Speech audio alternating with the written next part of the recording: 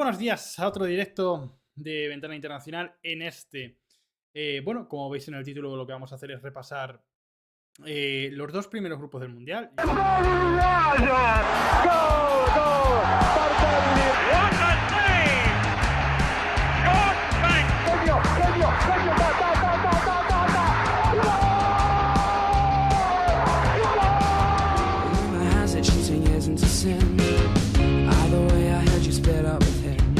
Sin más, vamos a comenzar con este repaso. Vamos a ir grupo por grupo, como os digo. Darme un momento. No se ve nada. Ahora sí que se ve. Estáis viendo ahora mismo la lista de Países Bajos para el Mundial. La lista que ha dado Luis Van Gaal. La lista de Países Bajos que ha dado Luis Van Gaal.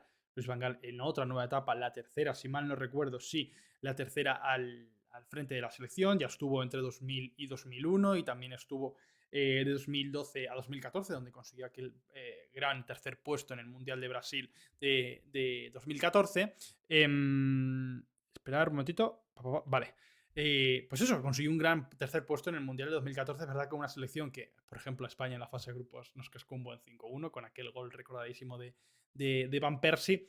Y bueno, después de un círculo, por así decirlo, que se va a terminar cerrando después del Mundial, cuando la selección vuelva a asumir Ronald Koeman, se va a cerrar un círculo que no ha sido nada prolífico para la selección neerlandesa, ya que, bueno, la etapa de Koeman no fue mala, pero después de eso llegó Frank de Boer, siempre estuvo criticado por ese sistema 5-3-2 más conservador, renunciando a ese 4-3-3 tan, bueno, que respeta la idiosincrasia, ¿no? de Países Bajos y de la historia de esta selección. Frank de Boer no cuajó dentro de esa selección, además que terminó la Eurocopa de 2021 en octavos de final. Una presencia muy efímera para un equipo y para una selección de la potencia y de la categoría de Países Bajos. Es demasiado poco, cayendo en octavos contra República Checa. Creo que fue 2-0, si no recuerdo mal, aquel partido. Y bueno, la selección la vuelve a recoger Van Gaal, un técnico con 71 años, como decimos, que él mismo lo ha dicho muchas veces, y es así, se considera estricto, justo, pero sobre todo honesto con sus jugadores. Y es verdad que ha realizado una sólida fase de clasificación para el Campeonato del Mundo, y sobre todo también ha metido a Países Bajos en la fase final, la Final Four de la Nations League, que se disputará en junio, si no recuerdo mal. Sí, es en junio la fase final de la Nations League, donde también estará España. Además, el equipo cuenta con jugadores como Virgil van Dijk, ya lo vemos por aquí, bastante venido a menos esta temporada con Liverpool. Veremos si este Mundial le sirve sobre todo de despegue, sobre todo en esta temporada, al no haber acudido tampoco a la Eurocopa del año pasado. Recordar, porque por esa lesión de gravedad de rodilla se perdió la práctica totalidad de la temporada con el Liverpool y además no pudo acudir al torneo de selecciones. Luego también vemos a otros jugadores destacados, como puede ser compañero de defensa Matthijs de Ligt.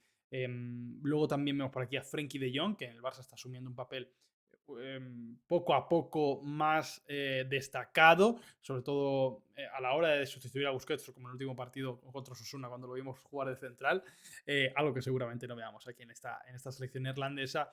Y luego arriba figuran nombres como Memphis Depay, Xavi Simons, muy sorprendente su llamada, por ejemplo un Cody Gakpo, que está siendo una de las sensaciones de la temporada sin lugar a dudas, y que en mi opinión debería ser titular, aunque, y pasamos ya a repasar esto, ahí tenéis en la imagen el 11 de Países Bajos. Bueno, lo que decía, que me he perdido. No he incluido a Tony Gakpo, de momento, en este dibujo. Sí que he incluido, me parece que una de las líneas donde más problemas va a tener Países Bajos o Luis Van Gaal va a ser la portería. Yo me he deslizado por Pavard. Bueno, yo creo que dejando fuera también a Zilesen, que evidentemente no está al nivel, yo creo, para ser titular en esta selección, hay muchos problemas en esta línea. Yo creo que la línea defensiva, he optado también por un 3-5-2, el clásico 3-5-2 que también utilizó Van Gaal en el Mundial de 2014, y además, bueno, con una línea defensiva bastante bien guardada, bastante bien protegida. Es verdad que podría entrar aquí Malacia en el carrilero izquierdo, cargarse a Nathaniel Ake y retrasar a Blind. Es una alternativa. Yo de momento me he inclinado por estas piezas. Luego en el centro del campo también podría incluir un doble pivote Frenkie de Jong, Claessens, Frenkie de Jong, Marten de Roon. Puede jugar bastante ahí Luis Van Gaal. Lo que yo creo que es seguro es Dumfries, es Van Dijk, es De Ligt y sobre todo arriba Memphis Depay. Con Bergwijn veremos. Yo creo que sí que va a jugar Bergwijn, pero como hemos dicho, si se declinara a Luis Van Gaal por un doble pivote, sacrificaría, por ejemplo, imaginemos que es un doble pivote, Klaassen, Frenkie de Jong, sacrificaría a Bergwijn. En ese sentido, yo creo que aquí daría entrada a Tony Gakpo. Yo creo que es la solución por la que puede optar Luis Van Gaal para dar entrada a Gakpo en este once titular de la selección neerlandesa. Un grupo, como ya bien sabéis, que comparte con Senegal, que comparte con Ecuador y que comparte con la anfitriona Qatar. En mi opinión, Países Bajos no debería tener problemas para superar esta ronda, como tampoco los tuvo en la Eurocopa, aunque luego sucumbiera en octavos contra la República Checa. Veremos también cómo llega Memphis, porque no ha jugado en los últimos mes y medio, 2 meses, ¿no? Con el Barcelona. Y bueno, veremos a ver qué estado de forma muestra el neerlandés. Pasamos directamente a la lista de los Leones de la Teranga. Senegal.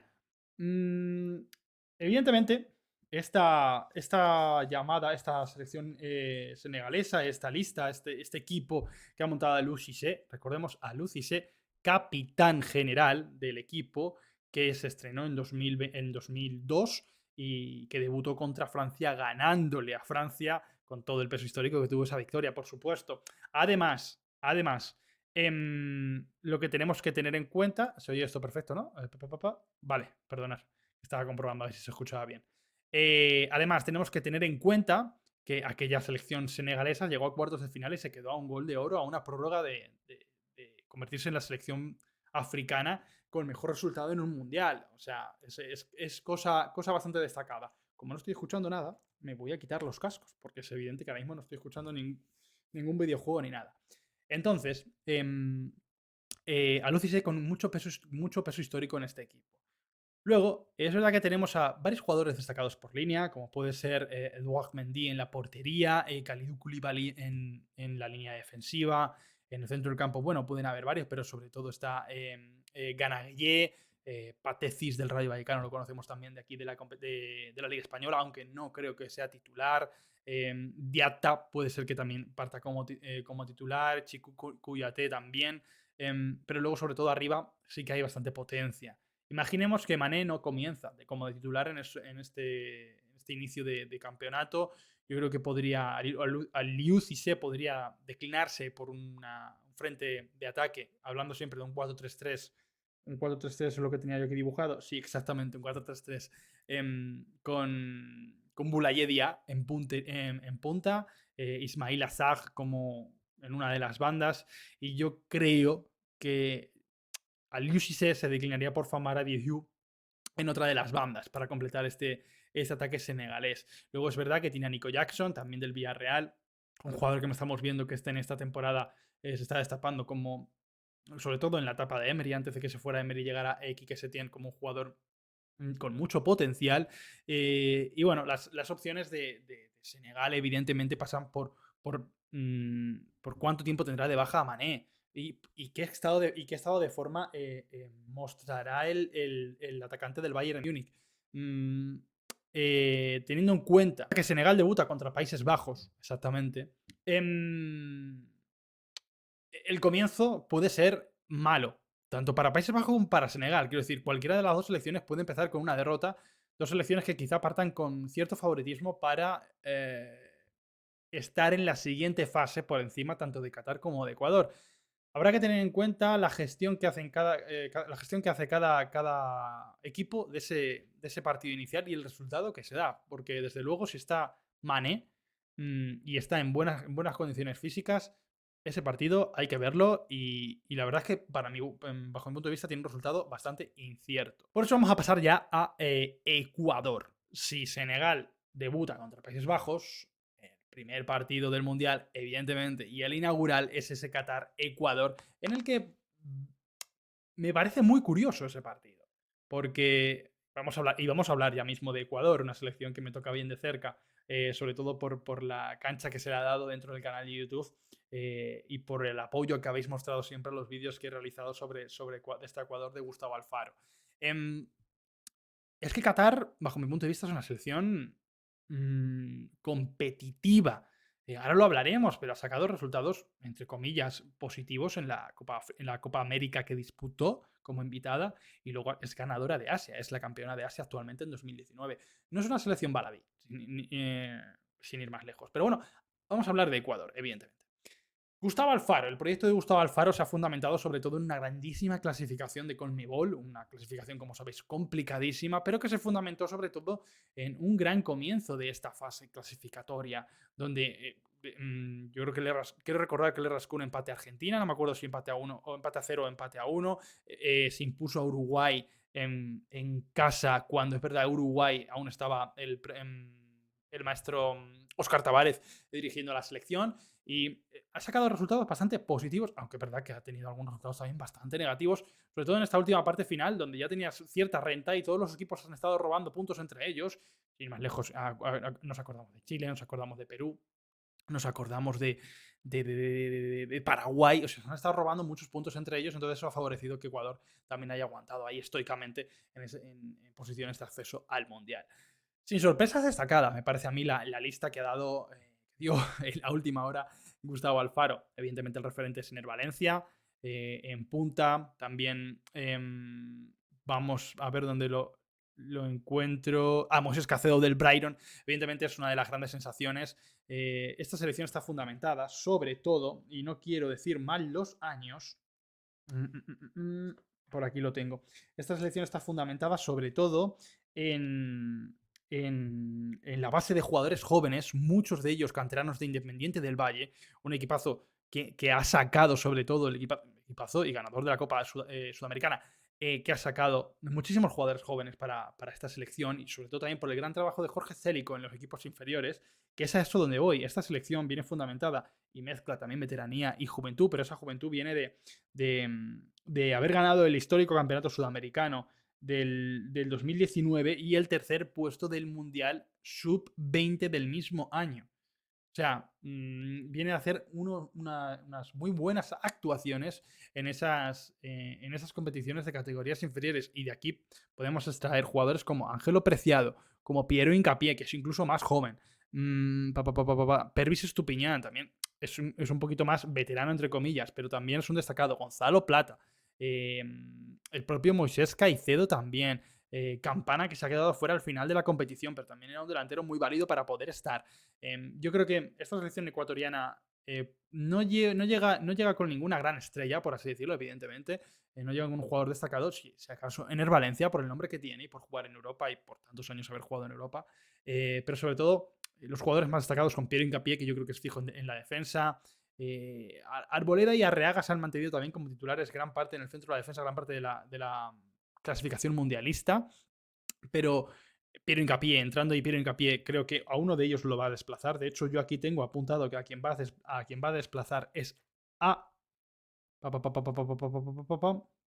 Pues es verdad, tengo apuntado que van a desplazar a ambos. Arboleda y Arreaga se mantuvieron como titulares gran parte de la fase de clasificación, pero ahora mismo creo que parten con cierta ventaja Félix Torres, el central de Santos Laguna, como aquí bien pone, y Piero Hincapié del Bayer Leverkusen. Creo que una posición bastante débil de Ecuador es la portería, y yo creo que si vemos a un buen Ángel Mena, perdón, si vemos a un buen Ángel Mena, como hemos visto en algunas ocasiones durante estos partidos de fase de clasificación, un Ángel Mena imaginativo como pocos y sobre todo el jugador que conecta entre el centro del campo y la delantera, creo que Ecuador tendrá mucho hecho. Félix Sánchez, que ha ido progresando en los equipos inferiores de Qatar y desde luego haciendo una actuación muy destacada con los equipos tanto sub-19 como sub-21, creo que fuera sub-21 y no sub-23, ahora mismo no lo recuerdo, pero los equipos inferiores de Qatar y bueno, acabó sobre todo a partir al cargo que llegó en el 2017 como seleccionador de la selección absoluta, con la cual ganó la Copa de Asia de 2019.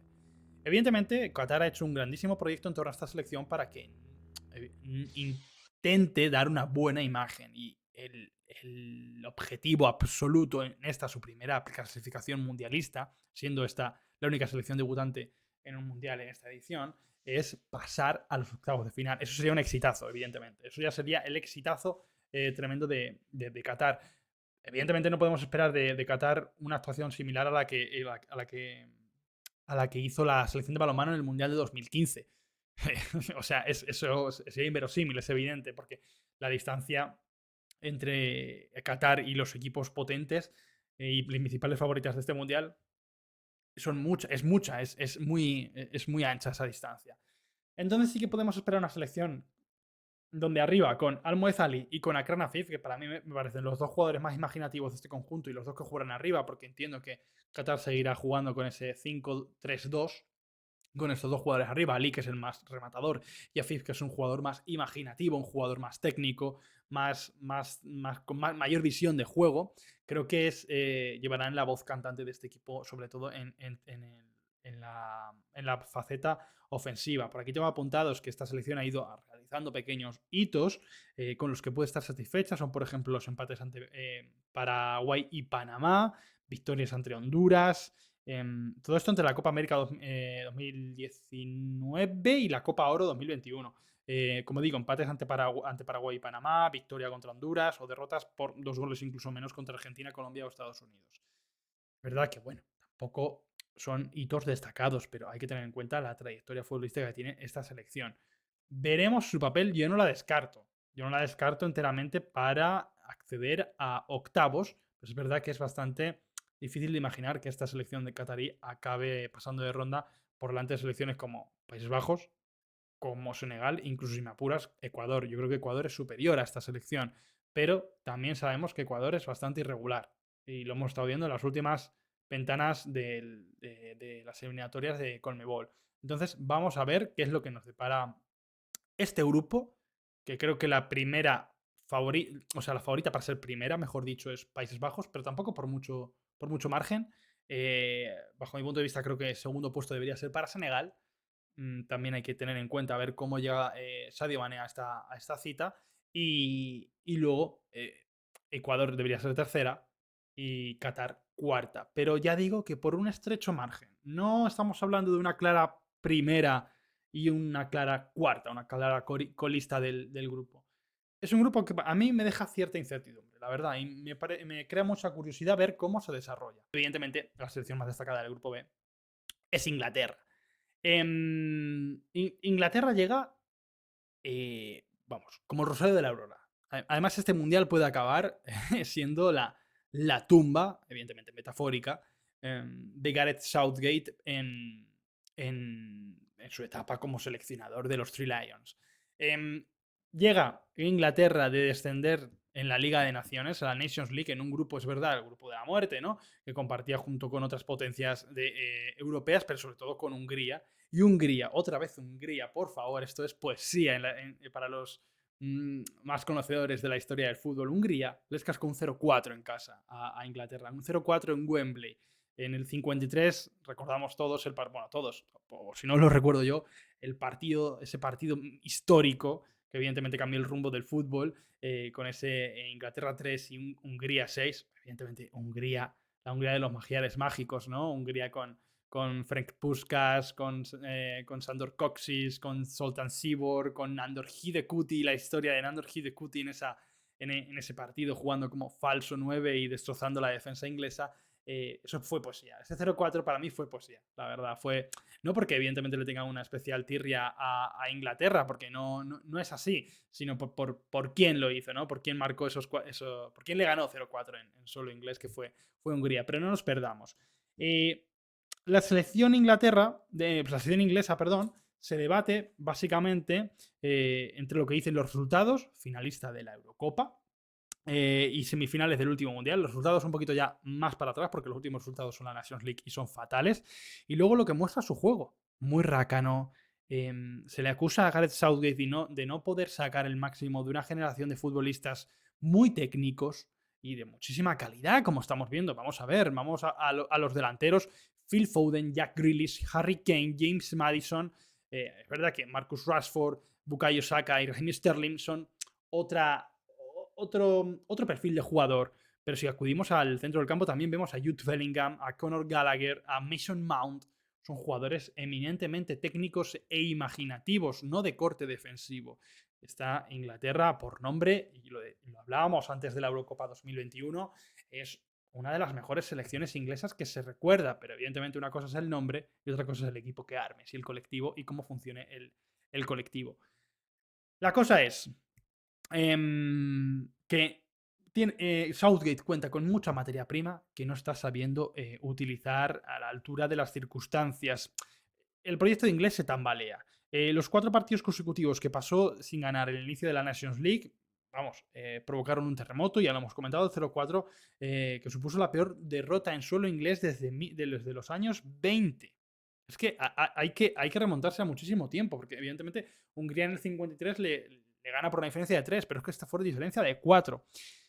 De momento, solo el buen papel en Rusia y en la Eurocopa salva, creo, y está salvando a Gareth Southgate y sobre todo la cercanía de un mundial. Yo creo que si el mundial llega a celebrarse en verano de 2023, entendámonos, Southgate no llega vivo al mundial. Yo creo que en cuanto se hubiera acabado la fase de clasificación de la, de la Nations League, lo diré, se lo hubieran cargado y vamos, inmediatamente. Yo creo que, o por lo menos creo que era lo que debería pasar. Aquí lo tengo apuntado: Harry Kane, Jude Bellingham, Mason Mount, Declan Rice, Trent Alexander-Arnold, Jadon Sancho, que no ha entrado en la lista, Phil Foden, Jack Grealish, son algunos de los mejores futbolistas del mundo, unos que están mejor, otros que están peor, pero que en Inglaterra su fútbol no luce, no luce. Southgate lo fía todo y yo creo que lo volverá a hacer a la defensa de 5. Yo creo que Southgate en este aspecto puede optar por un 4-3-3 al uso, pero es que Southgate ama la defensa de 5 y ama tener por la izquierda a Luke Shaw y creo, bajo mi punto de vista, y sobre todo porque creo que las lesiones, por ejemplo, de Rishi James le han venido bien, que Trent Alexander-Arnold hubiera quedado fuera de la convocatoria. Lo que pasa es que ha habido varias lesiones y lo tiene que llevar, igual que por ejemplo Luke Shaw hubiera sido titular por delante de Ben Chilwell, hubiera estado o no el lateral izquierdo del Chelsea. Me parece a mí. Vamos, es que creo que estos son jugadores muy del gusto de Gareth Southgate, sobre todo con Kieran Trippier, con lo que te da Kieran Trippier en cuanto a ejecución de balones, de jugadas a balón parado. Centro de la defensa, yo me he decantado por un Maguire Dyer Stones. Puede cambiar, en este caso sí que puede cambiar un poquito la defensa. Yo aquí tenía puesto una defensa. O sea, había hecho también el 11 de la defensa de 4 y los dos centrales me salían como Stones y Maguire. Creo que si opta por una defensa de 4, creo que sean esos dos los centrales. También hay dudas en la portería. Jordan Pickford, me he decantado yo por mantener una continuidad en cuanto a la portería, pero yo creo que Nick Pope podría ser claramente titular sin problema ninguno en este campeonato del mundo. Aquí también viene, en el medio campo, en el centro del campo, en el doble pivote, viene otro tema a tratar. Declan Rice es titular indiscutible. Vamos, de eso es que se carga a Declan Rice, Gareth Southgate y ya apaga y vámonos, pero no. Declan Rice es titular indiscutible y no va a tardar en salir del West Ham, o por lo menos debería. Y luego el dilema está en en el acompañante de Declan Rice en ese doble pivote que creo que va a plantear Gareth Southgate. En este aspecto aquí llega, yo creo, lo que podría marcar la línea que puede seguir Inglaterra o no en este campeonato del mundo. Calvin Phillips, yo creo que va a optar por Calvin Phillips, aunque no sea titular, evidentemente, en el Manchester City, pero es que Gareth Southgate es bastante conservador y lo ha demostrado en muchas ocasiones. ¿Quién puede ser el sustituto de Calvin Phillips? Jude Bellingham, que creo que sería la decisión, entre comillas, más acertada. Creo que repartiría mejor el centro del campo. Por delante, he apostado por un Sterling Foden y un indiscutible Harry Kane arriba. Los acompañantes de Harry Kane pueden ir de Sterling, Phil Foden, como Jack Grealish, como... Vamos a ver la lista. Como Jack Grealish, como... bueno, Marcus Rashford creo que parte un poquito por detrás. Bukayo Saka también. Maddison, vamos a ver cómo llega después de la lesión que parece que no ha quedado en nada, que ha quedado en nada en la última jornada de Premier League. Pues yo creo que el 11 puede estar por aquí. Sterling y Foden, y creo que podrían dar Jack Grealish en sustitución de alguno de ellos dos, incluso de Foden. Sterling, Jack Grealish, perdonadme, porque madre mía, estoy yo. Yo creo que el Sterling Phil Foden puede estar bien tirado incluso. Acabamos con Inglaterra, vamos a darle un poquito de ritmo a esto, que llevamos más de media hora. Y vamos directamente con Estados Unidos. Vemos allá Christian Pulisic, esta imagen, como veis, la he cogido de Beyond Earth Football. Entonces, aquí veis a Christian Pulisic, que sin duda alguna la cabeza visible del proyecto de Estados Unidos. El proyecto de Estados Unidos, evidentemente, pues lo tengo por aquí. Estados Unidos se perdió. Aquí hay que tener una cosa clara, y es que el próximo mundial se celebra en Estados Unidos, Canadá y México. Estados Unidos será, evidentemente, la gran cabecilla, ¿no? De esa. Ahora mismo no me sale la palabra. Bueno, de esa elección, vamos a decirlo, porque no me sale la palabra. No me sale la palabra exacta. De esa candidatura, joder, que no me salía. Evidentemente será la cabeza visible. Entonces, bajo mi punto de vista, están creando una camada de jugadores, sobre todo liderados por varios jóvenes bastante buenos, bastante destacables, que van a llegar en un buen momento de forma a ese mundial. Hablamos de Serginho Dest, vamos a ver cuál es su proyección. Hablamos también de, evidentemente, de Aronson, del Leeds United. Hablamos también de Tyler Adams, del Leeds también. Weston McKennie, es verdad que un poquito, iba a decir entrado en años, vamos, entrado en años no, pero un poquito mayor. Yunus Musa también, del Valencia, un jugador que ha pasado de ser un extremo eléctrico con muchísimo desborde a convertirse en un interior bastante solvente. Y que en Valencia, bajo mi punto de vista, lo está haciendo bien, dentro de que no está exhibiendo una gran regularidad y tampoco se ha ganado la titularidad de forma dominante, ¿no? No ha dado un golpe encima de la mesa, como se suele decir, pero es un jugador bastante importante en el esquema de Gennaro Gattuso. Evidentemente, todos ellos liderados por Christian Pulisic arriba, pero que también cuentan con Jesús Ferreira, que me parece que será titular en la punta de lanza, y Giovanni Reina, Timothy Weah. O sea, que es un equipo que aúna cierta experiencia, pero sobre todo muchísima juventud. Creo que el papel en Qatar de Estados Unidos será superar la fase de grupos, pero el grupo es bastante disputado, porque Inglaterra parte como principal favorita para ser primera, pero también esto hay que disputárselo con Irán y con Gales. Gales vemos cómo llega, también con la generación, la última aparición seguramente de Bale en un mundial, y luego la Irán de Queiroz. Creo que Estados Unidos tiene mimbres para ser segunda de grupo y para que esta camada de jugadores jóvenes ganen cierta experiencia en este campeonato del mundo para dar una buena impresión y una mejor imagen en el de dentro de 4 años en suelo americano, ¿no? En suelo norteamericano y también mexicano. Creo que es una oportunidad perfecta para Estados Unidos. Vamos a leer, a ver qué tengo yo por aquí, por si acaso se me ha pasado algo que no se haya comentado. Exactamente, tengo aquí yo reflejado que viene un pleno cambio generacional liderado por Greg, por Greg Berhalter, que es el seleccionador, con los títulos. Es verdad, se me ha olvidado. Ahora mismo Estados Unidos sigue siendo indiscutible en Centro y Norteamérica, porque llega como ganadora de la Liga de Naciones de la CONCACAF y también de la Copa Oro, donde se impuso otra vez de nuevo en la final a México este mismo verano, ¿verdad? ¿Fue este mismo verano? 2021. No, perdón, el pasado verano, en 2021. Entonces, a Estados Unidos yo la considero la principal alternativa, con poca distancia sobre las demás, eso sí, al segundo puesto. Vamos a Gales, y esto se ve como una verdadera mierda, porque está muy pequeño. Si lo amplío, ¿lo veis mejor? Creo que sí, ¿verdad? A ver, sí, hombre, se ve un poquito mejor. Vale. Gales. Y aquí hay referencia, vamos a dar un datito histórico, ¿no? Referencia aquí 1958. ¿Por qué pone 1958 en esta imagen de la lista galesa? Pues porque Gales se ha clasificado para el Mundial 2022 después de, no me hagáis sumar, no sé cuántos años, porque el único mundial para que se había clasificado, el primero y único para el que se había clasificado antes del de Qatar, fue el de 1958 celebrado en Rusia, en un grupo que compartió Hungría, Suecia y México, cierto. Hungría, Suecia, la anfitriona, y México. Y quedó empatado a puntos y tuvo que jugar un desempate para acceder a cuartos de final, cosa que ocurrió y pasó a cuartos de final, donde compitió muy bien contra la Brasil de Pelé, pero un solitario gol de un jovencísimo Pelé con 17 años los dejó fuera.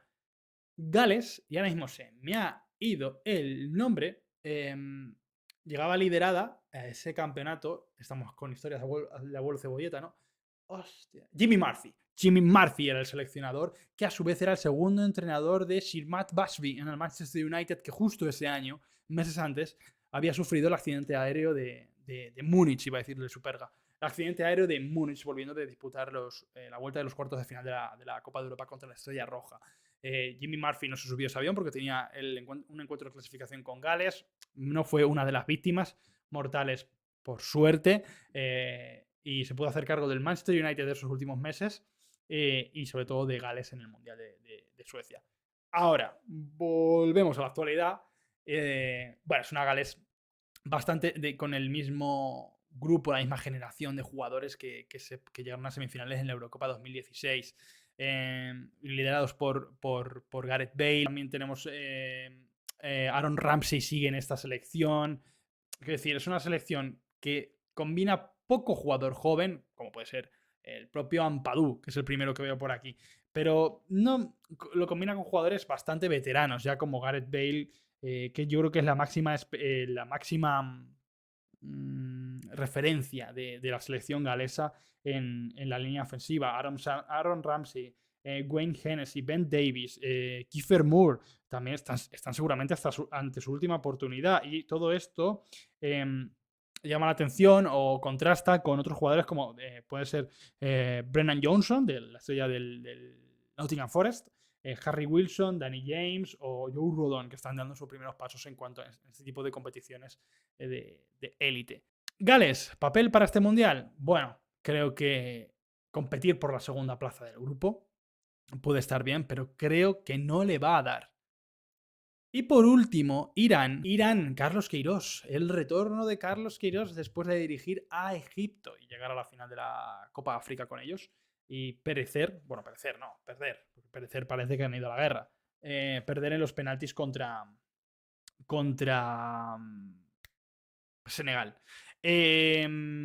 Por aquí lo tengo aquí a Irán y el regreso de Carlos Queiroz, que fue el seleccionador que clasificó para Irán tanto para los mundiales de 2014 como de 2018. O sea, es una etapa de 8 años donde el portugués, evidentemente, es muy destacado y un hombre bastante querido en el llamado Team Meji, como tenéis por aquí.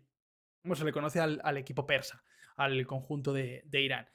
Ciertas polémicas han rodeado la lista en las últimas horas antes de que saliera publicada y sobre todo eran relacionados con Sardar Azmoun, el jugador del Bayer Leverkusen, por haber apoyado sobre todo al colectivo de las mujeres en las protestas de Irán que está viviendo el país en los últimos meses y el gobierno creía que había hecho algún tipo de presión, pero al final, bajo mi punto de vista, buenísima noticia para el Mundial y para el equipo de Irán, acaba yendo al campeonato. Bueno, Queiroz, lo más lógico es que alinee un 4-3-3 con el propio Azmoun arriba, junto con Taremi y con Jahan Bask, que puede estar también en sus últimas apariciones en este tipo de torneos.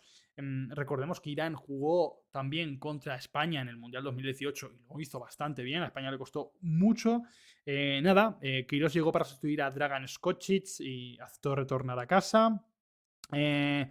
Irán llega de liderar su grupo de clasificación por un estrecho de margen de puntos con respecto a Irak y Bahrein. Y en esa fase que les llevó a una liguilla, acabaron primeros, cediendo solo un empate y una derrota, únicamente ante la República de Corea del Sur. Y bueno, por aquí es como yo referencio, mezcla la mayoría de jugadores que se desenvuelven en la liga local con algunos que están en algunos equipos de algunas ligas europeas, como el propio Azmoun, el propio Taremi en el Oporto o algún otro jugador de la lista. El efecto Queiroz, el llamado efecto Queiroz, se ha podido notar también en algún amistoso previo al torneo, por ejemplo, que disputó contra Uruguay, en el cual ganó 1-0 a la selección uruguaya. Evidentemente, Irán con Queiroz siempre es una selección bastante sólida. Bueno, y cualquier selección de Queiroz suele ser bastante sólida. Y hay que darle cierto chance. Pero para terminar, en este grupo B, creo que Irán parte, bueno, con papeletas para ser cuarta y última. Bueno, para luchar por ese puesto con Gales. Y es que Estados Unidos, yo me fío bastante de esta generación de Estados Unidos, pese a que sea joven. Inglaterra la doy como primera, pero habría que verlo. Así que bueno, yo esta es mi visión de estos dos primeros grupos del Mundial. Y para mí están bastante igualados. No hay tanta distancia entre las selecciones favoritas con las demás. Entonces, bueno, veremos a ver qué es lo que sucede al final. Voy a poner en mi cámara. Veremos a ver qué es lo que sucede al final, porque está muy interesante este mundial porque me cuesta encontrar las selecciones realmente favoritas. Vaya pelos que tengo, macho.